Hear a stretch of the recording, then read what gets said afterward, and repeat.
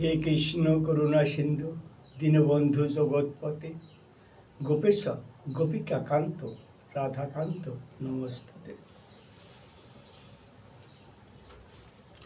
শ্রোতাদের উদ্দেশ্যে বলছি, আশা করি তোমরা সবাই ভালো আছো, সুখে আছো, এটি আমার কামনা।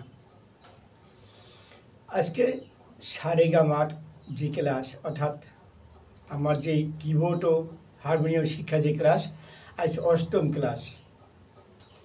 অষ্টম ক্লাসের শুরুতেই তোমাদের একটা ছন্দ শিখাই দিই। ছন্দটার নাম হচ্ছে সারে গা মা। কেউ অনেকে চ্যারিলোর নাম আছে সারেগামা পা, চ্যারিলো রাখি নাম। আগে ছন্দটা শিখাই, তারপরে ক্লাস শুরু।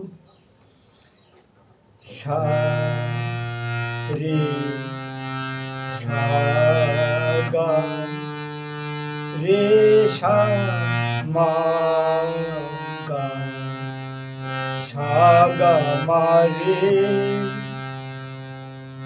সা রে গা মা।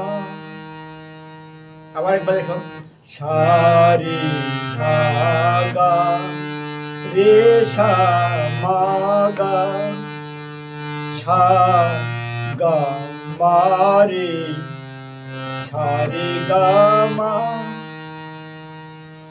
এখান থেকে কেন দেখলাম আজকে যে স্কেলটা, সেই স্কেলটার নাম হয়েছে এ শার্প বি ফ্ল্যাট। এই স্কেলটার নাম কি? এইটা স্কেলের নাম কি? নাম হয়েছে এ শার্প, এটা এ শার্প বি ফ্ল্যাট, এটা বি।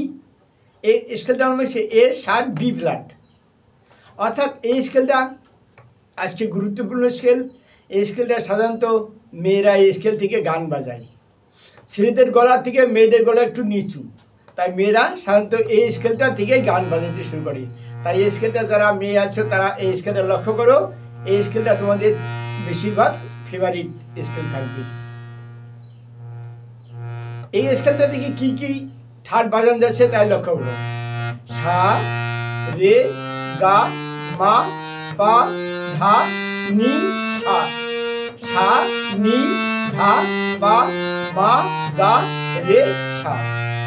কি বাজালাম সমস্তগুলি শুদ্ধ স্বর। যা বাজে লক্ষ্য করো। তাতে তোমরা হয়তো ভাবতে, আঙুল যদি দেখতে পারো সবাই, তখন লক্ষ্য করো কোন আঙুলে কোথায় যাচ্ছে। সা রে রে, দুইটা রে আছে, এই রেটা বাজছে এবার। সা রে গা গা, এটা গা, এটা গা, এটা শুদ্ধ গা, এটা কমল গা, এই গা বাজছে। সা রে গা, এই মা, এই মা, এটা শুদ্ধ মা, এটা তীব্র মা, এই মা বাজছে এবারে, কালো মাটা। সা রে গা মা। পা, পা একটাই, পা তো বাজবেই, পা। ধা ধা, দুটো ধা, এটা গা কোমল ধা, এটা শুদ্ধ ধা, বাজলো এই শুদ্ধ ধা নিশি।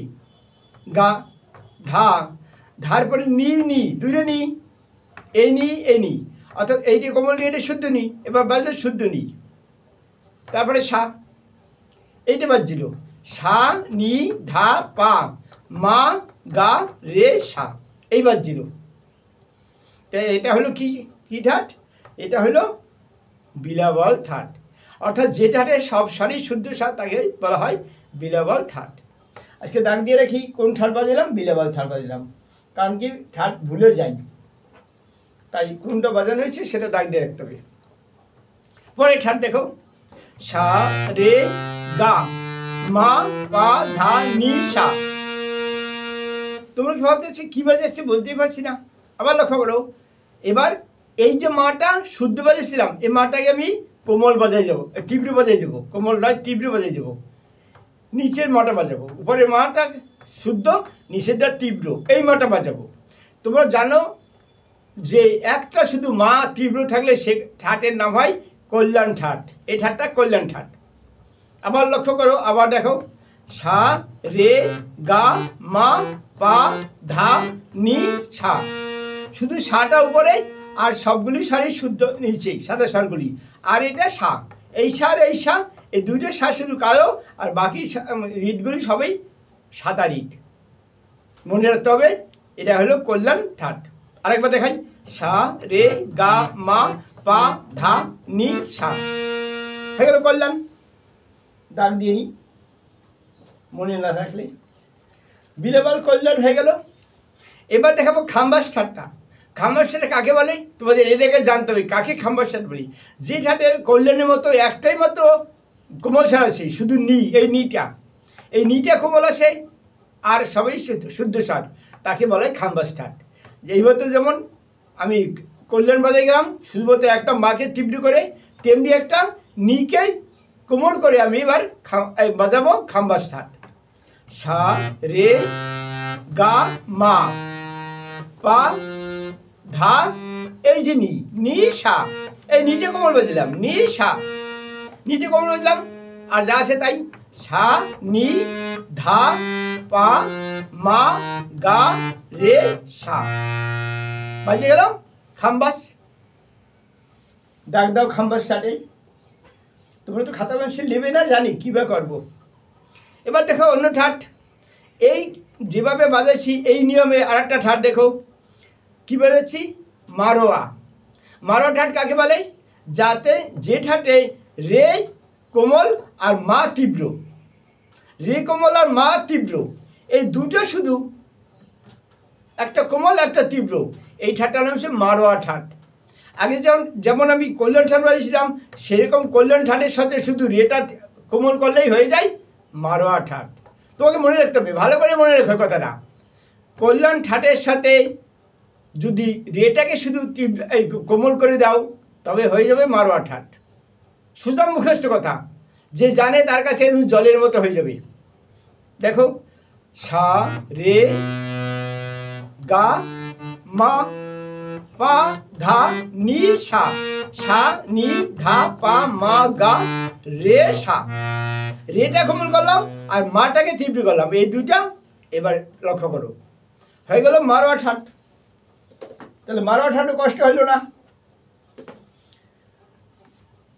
দেখো আর একটা কথা বলে দিই, এবার বাজাবো পূর্বী ঠাট। তাহলে পূর্বী ঠাট কী করে হবে, আগে যে এইমাত্র যা বাজাইলাম এইমাত্র কী বাজাইলাম, একটা রে আর একটা তীব্র মা বাজাইলাম, এই রে আর তীব্র মায়ের সাথে যদি ধাটাকে কোমল করে দাও, ধাটা নিয়ে নাও, ধা কোমল নিয়ে নাও, তাহলে হয়ে যাবে পূর্বী ঠাট। পূর্বী ঠাটের মধ্যে কী আছে, দুটো ঠাট মিশ্রিত আছে। কী ঠাট, ভৈরব ঠাট আর কল্যাণ ঠাট।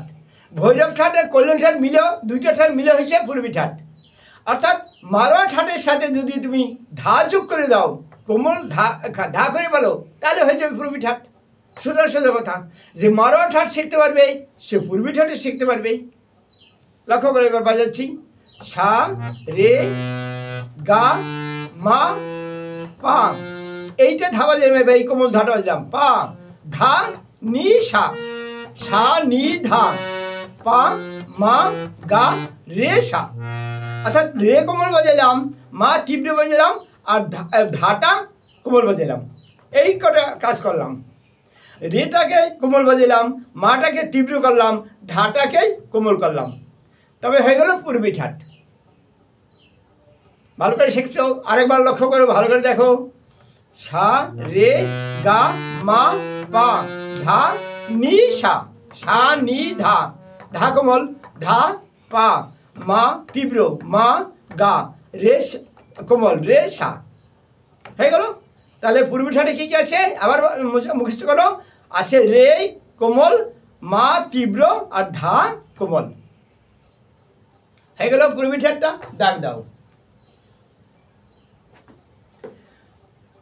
পূর্বী ঠাট থেকে যদি আমি পূর্বী যে ঠাটটাই মতো বাজালাম সেই ঠাট থেকে যদি মাকে আউট করে দিই, অর্থাৎ মা আর এই তীব্র না বাজাই, তাহলে হয়ে যাবে কি ঠাট, ভৈরব ঠাট, হয়ে যাবে ভৈরব ঠাট। একটু যে পূর্বী বাজাইতে পারবে সে ভৈরবও বাজাইতে পারবে, কারণ পূর্বী ঠাট থেকে শুধু মাটাকে শুদ্ধ করে দাও, হয়ে যাবে ভৈরব ঠাট।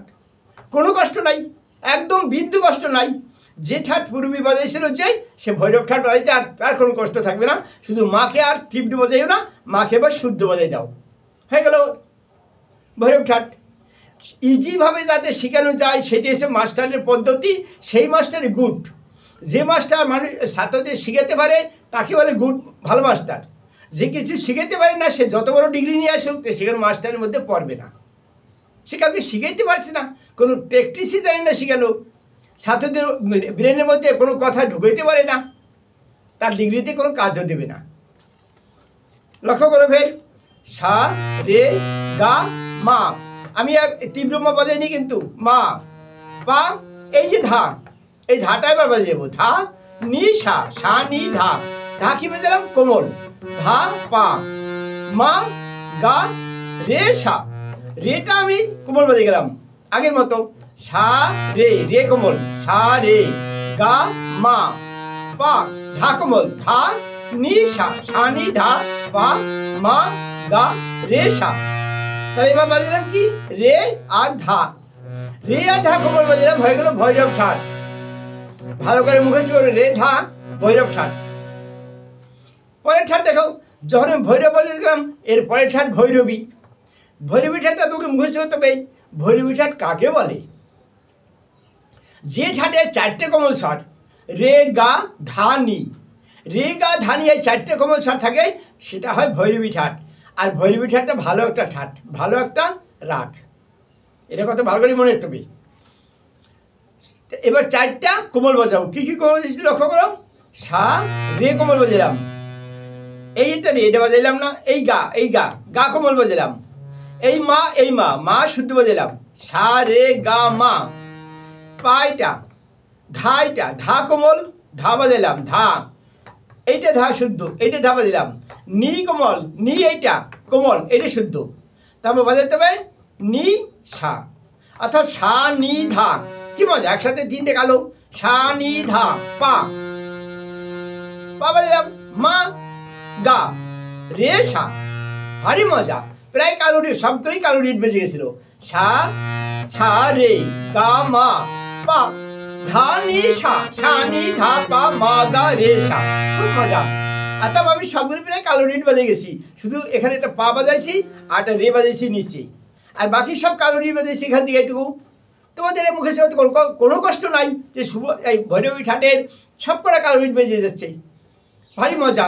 শুধু একটু লক্ষ্য করে পাটাকে নিচে আনবা সাদা রিটে, আর রেটাকে সামনে, রেটাকে নেবা কোমলে, সাদা রিট, হয়ে গেল। সা রে গা মা পা ধা নি সা, সা নি ধা পা, মা গা রে সা, হয়ে গেল ভৈরবী। তাহলে দাগ দাও ভৈরবীতে। আর কি তোমার থাকলো, যখন ভৈরবী হয়ে গেল আর কি থাকলো, থাকলো আশাবরী।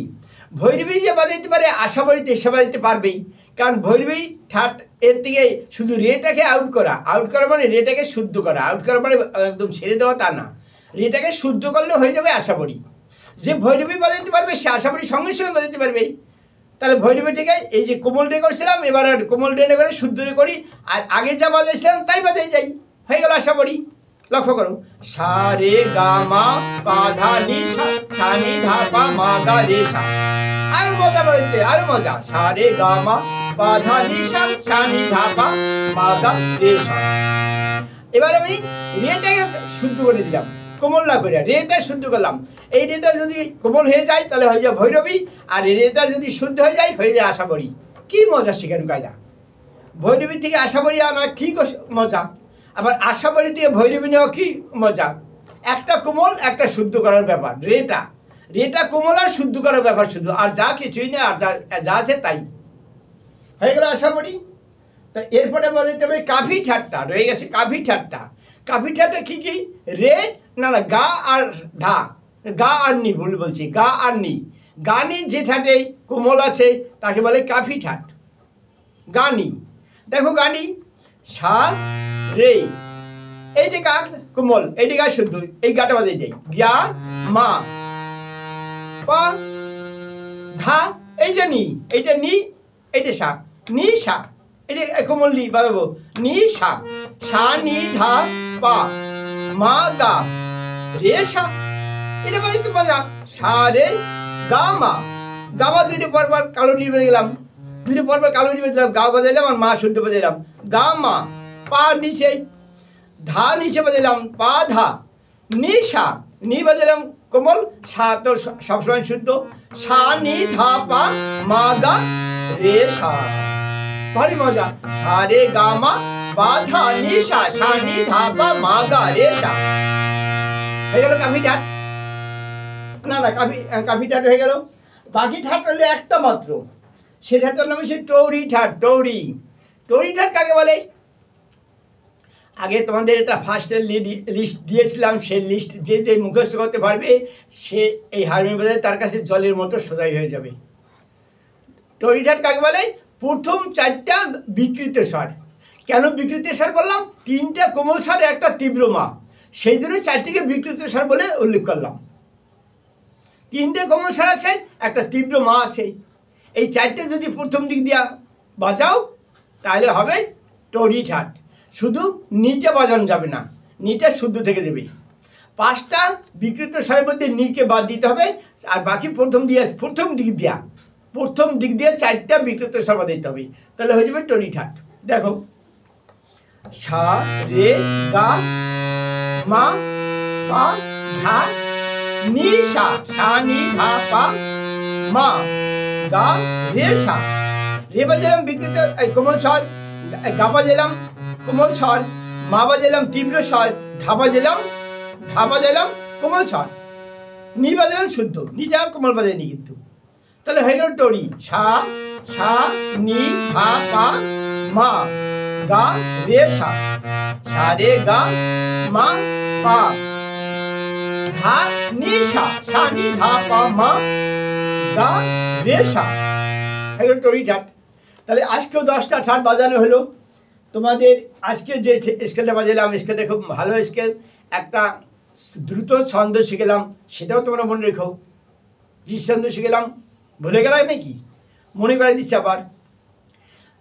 সারে সাগা রেশা মাগা, সাগা মারে সারে গামা। দেখলো আমার মুখস্থ আছে, আমি বলে দিলাম যেই ছন্দ বাজাইছিলাম।